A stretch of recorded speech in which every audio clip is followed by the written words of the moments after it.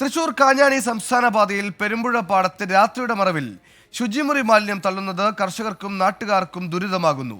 എല്ലാ തരത്തിലുള്ള മാലിന്യങ്ങളും ഇവിടെ പാതയോരത്ത് രാത്രിയിൽ ആളുകളും യഥേഷ്ടം കൊണ്ടുവന്ന് തള്ളുകയാണ്.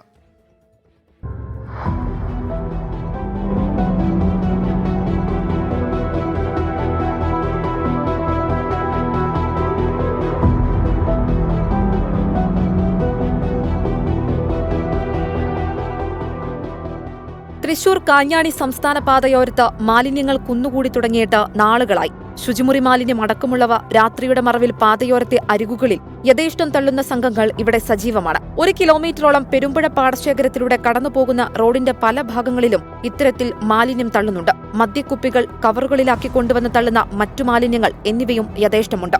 മണലൂർ പഞ്ചായത്തിലും കുറച്ചുഭാഗം അരിമ്പൂർ പഞ്ചായത്തിലുമായാണ് പെരുമ്പുഴ പാടശേഖരം. പാതയോരത്തുള്ള 100ഓളം മരങ്ങളിൽ പലതും കടപുഴകി വീണുകിടക്കുകയാണ്. കെട്ടിടങ്ങൾ പൊളിച്ചതിന്റെ അവശിഷ്ടങ്ങളും പാതയോരത്ത് യഥേഷ്ടം ആളുകൾ നിക്ഷേപിക്കുന്നു. 3 വർഷം മുൻപ് പുതുക്കിപ്പണിത പാലത്തിന്റെ കൈവരികൾ തകർന്ന നിലയിലാണ്. ഇതിന്റെ താഴെ പെരുമ്പുഴ കനാലിലും വേസ്റ്റുകൾ കുന്നുകൂടുകയാണ്.